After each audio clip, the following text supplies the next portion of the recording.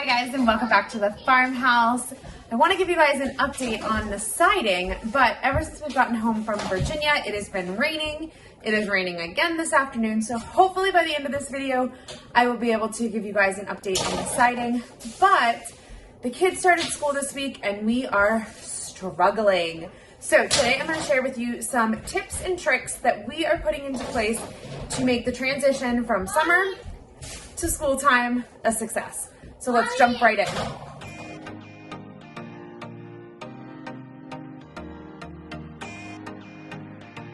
The first problem we noticed with the transition to school was breakfast. So the kids are getting up an entire hour early because school is starting an hour early, and just breakfast is hard. They normally eat cereal. Now they don't really have enough time to eat cereal, and it is so early that they don't want to eat. So what we are going to try is we're going to do some breakfast charcuterie boards.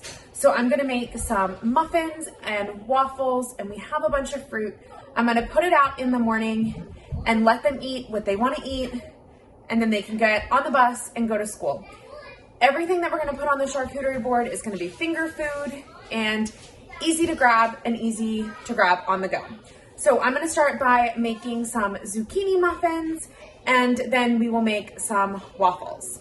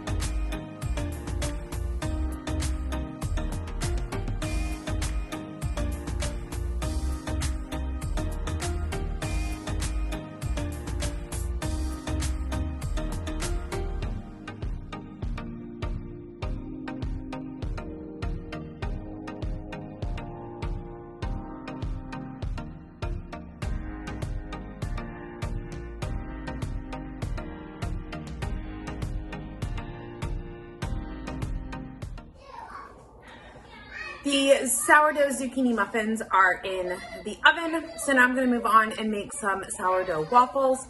Both of these recipes are on our website, www.hummingbird-acres.com. They are also both staples in our house. We make them quite often. So we're going to move on to making some waffles.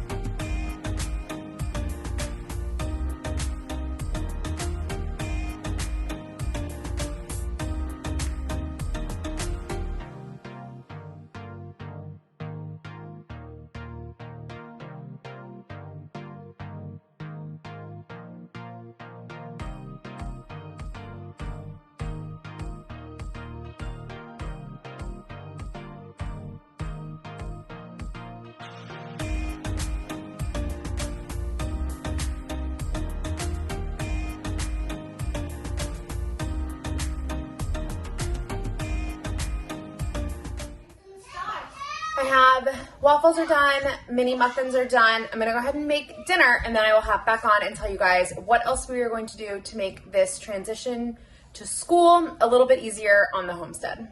Another thing we are paying special attention to with this transition to school is making sure that the kids are going to bed at a decent time and that we are keeping a consistent routine.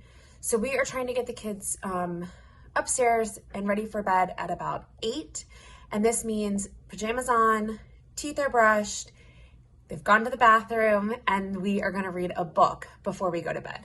So getting this routine down will hopefully make bedtime go a little smoother, and they can get in bed by 8:15, 8:30 at the latest. Something else that I have considered doing is starting at 7:30, sending one kid up at a time to put their pajamas on, and then they can come back down. Putting their pajamas on is, for some reason, a fight. They fight with each other. They get into arguments with each other. It's just like a really chaotic time. So we might try at 7:30, one kid goes up at a time, puts their pajamas on, and then comes back down. And we'll see how quickly that happens. So then when we go upstairs, we just have to go to the bathroom, brush our teeth, and read a book. With this consistent routine, hopefully it will make getting to bed earlier, and then that way waking up in the morning might not be as hard because they have had a good night sleep. Hey guys, it is the next day and I wanted to give you guys an update on how our morning routine and our transition to school is going. And it is nice and sunny outside, so I can show you guys the siding and maybe a little peek into the garden. So mornings are going so much better. They are transitioning to school so much smoother. They get up, they get dressed, and eat breakfast. We're doing the charcuterie board breakfast, what they absolutely love. And some mornings we even have an extra maybe 5 minutes before they actually have to be to the bus. I did want to mention one more thing that we put into place to make the transition a little smoother is the night before, they each have to pick out their outfit for the next day and lay it on the floor. That way, there is no searching for clothes in the morning. They know exactly what they're gonna wear, they can put it on, and they can come downstairs. The only problem we are seeing with this right now is for some reason, all of the socks have disappeared. So this weekend, I'm gonna be going to the store and getting some more socks.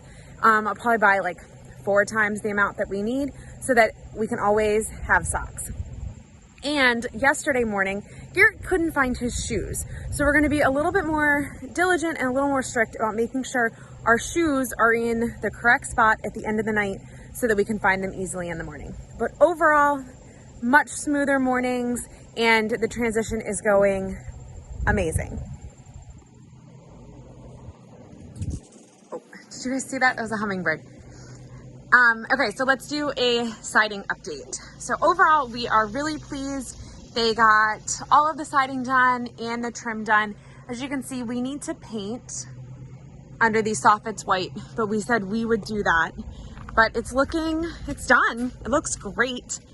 Granddad and I both agreed that it didn't have as much of an impact that we thought it was gonna have. We thought it was gonna be like a big punch, like, oh my gosh, it looks so much better. And it really just didn't have that impact that we thought it was going to have. But that's just Granddad and I. Everyone else seems to absolutely love it and they think that it made a huge difference. Granddad is working on putting the railings back up and getting all of that taken care of. We did have some problems, like you can see right here. This gap is a really big gap. Not sure what happened there and why it wasn't caulked. And then on the porch, I can take you guys on the side porch and show you as well.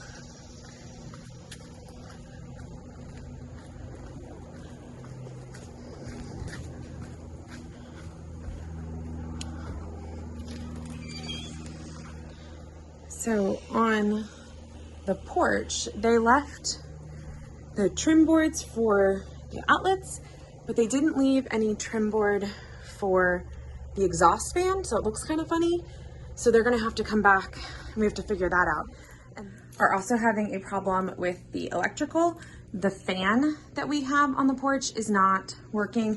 What we think is when they were nailing the siding down, they hit the electrical line. So they're gonna come out, we're gonna figure out a plan for that. And the only other complaint we have is just the mess that was left. The screws, the nails, all of that stuff outside. But that comes with any type of construction. So, but overall, there's that side, it looks great. And the 2 roofs look good as well. And while we're outside, let's take a look at our garden, our very unkept, kind of crazy garden. And I'll give you guys kind of the idea and the plan for what we're gonna try and accomplish this weekend. So we're gonna rip all of these tomatoes out. They just look really, really bad. I mean, some of them look like they are trying to make a comeback, like this one, but we're just thinking it's a lost cause. So we're gonna rip all of them out and we're gonna plant this whole thing with lettuce and spinach and see what happens. And then I'm gonna harvest some parsley from back here and put that in the dehydrator. So we have some dehydrated parsley. And then let's walk over this way and I'll show you guys some of what's going on over here. The dahlias have really just taken a beating from the rain and the wind, but I still have some really pretty flowers. So I will harvest these probably today and just make us a bouquet for our table. Everything in here is doing, let's stand back up for you. Everything in that bed is doing good, along with all of our seeds and little seedlings that are over there. The thing that is really unkept and not maintained. Oh, I see a monarch. Let's see if I can catch it. I did release one yesterday, which was pretty cool. You guys see?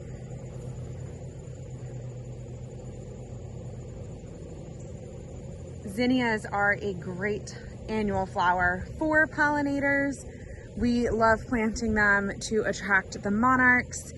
If you are interested in raising monarch butterflies in your backyard, I have an ebook for you guys. I'll leave a link below. It has everything you need to know about raising monarchs in your backyard.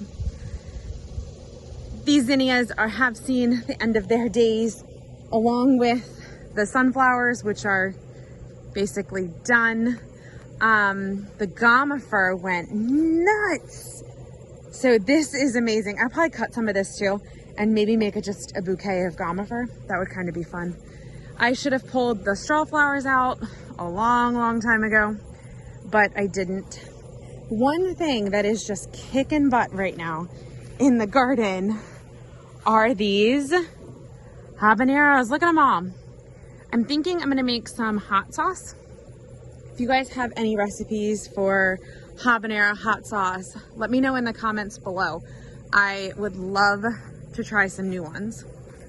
I also planted, if you guys remember, these candy cane zinnias. They're doing pretty good. They look, I've gotten some pretty good pictures of them, and the pollinators like them.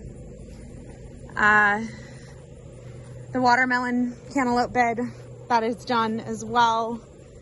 The cherry trees look pretty good though. Jamie needs to harvest these butternut squashes. I know I'm giving you a full garden tour. And the eggplant took off after we pulled out the squashes. And we even have an eggplant right there. So overall, the garden is very unkept, very much of a jungle. Oh, I need to harvest the carrots out of here. Let's see if I can get another one.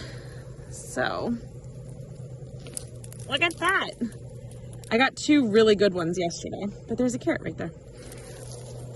Those are gonna get harvested this weekend. Oh, and look, the raspberries. Okay, I gotta come out and get those as well before the bugs get them. Overall, very unkept garden. Gonna do some cleanup work, and then we have some big decisions to make as to what we're gonna do next year. So stay tuned for those. Make sure that you hit subscribe here on YouTube to follow along on our homesteading adventure, and head on over to Instagram to see our daily homestead adventures and what kind of trouble we get into. Thank you guys so much for hanging out with us, and as always, we hope you have a great day, and we'll talk to you soon.